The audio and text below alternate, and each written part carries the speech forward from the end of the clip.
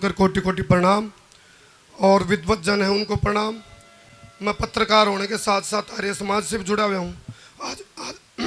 आज गला थोड़ा खराब है।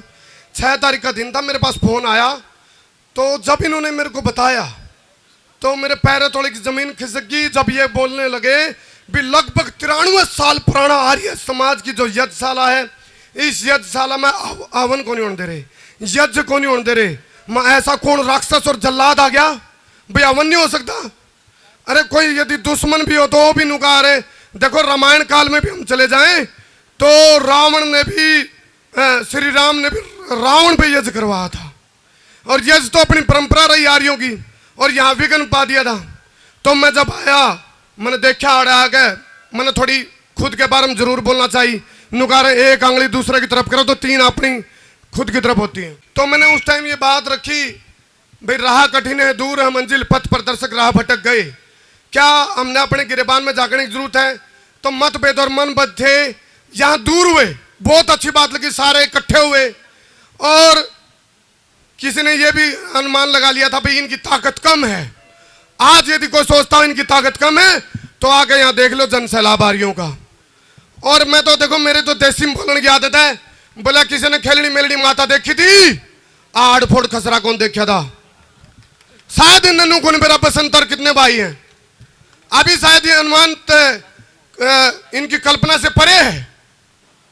तो जैसे ही वो चीज आई तो मैंने बात भी करी, फिर मैंने डॉक्टर राजेंद्र विद्यालंकार जी तक, आचार्यों तक, आचार्य देवव्रत जी तक, महामहिम राज्यपाल जी तक हमने सूचना पहुंचाई, और सबका मिलकर के प्रयास उसका नतीजा है यही यज्ञशाला जहां पर हवन और आज यज्ञ हुआ। और दिल को इतना सुकून मिला क्योंकि कुछ एडिट थी, वो वीडियो मैंने खुद एडिट करी थी। जब मेरे पास ये वीडियो आई थी मैंने एडिट करके डाल दिया था। जो आर्य समाज दूसरों को न्याय दिलाने के लिए लड़ता था आज खुद वो मोहताज हो गया अपने लिए न्याय की लड़ाई लड़ने के लिए। वह वीडियो मैंने एडिट करके डलवाई थी, फिर वो सारे साथियों तक पहुंची थी। लेकिन कहते मैं कई बार कहा करूं हमने शायद बुरा लगेगा, आर्य समाज का ऐसा काम हो गया मरे गादड़ा कान में पानी घेर घेर के तुम देखना है कौन सा जिंदा है।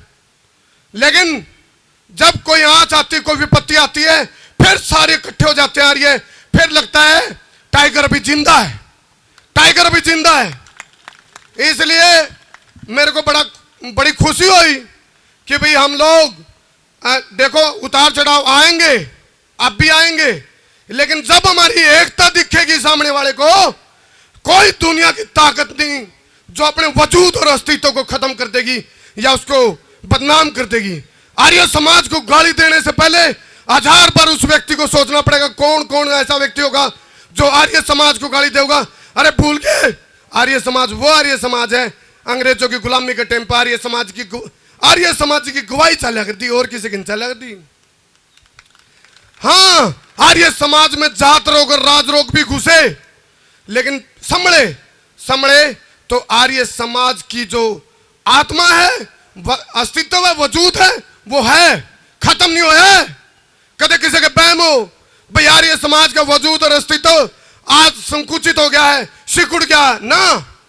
हाँ जड़ थोड़ी गहराई में चली गई, लेकिन गहराई में जाने का मतलब ये नहीं है वो जड़ खत्म होगी। जड़ तो है, जड़ है, आप सारे मिलकर सींचेंगे, कदे भी वट वृक्ष बना लेंगे उसने। खुशी की बात है जड़ है। तो ये मेरा कहना था। हालांकि मैं तो ये स्टार्ट हुआ था, बहुत कुछ बातें हैं, लेकिन बहुत सारे वक्ता हैं, आप लोग बड़े उत्सुकता से इंतजार कर रहे हैं सबको सुनने के लिए। बहुत बहुत धन्यवाद और आपको बहुत बहुत शुभकामनाएं। मेरा हरियाणवी अंदाज है, दिल की गहराई है, दिल का चौवा में है, गठड़ी बांध के परोटे भर के, जोड़े ठोक के, बोरे भर के, आप लोगों को इस सफलता के लिए ढेर सारी शुभकामनाएं। धन्यवाद।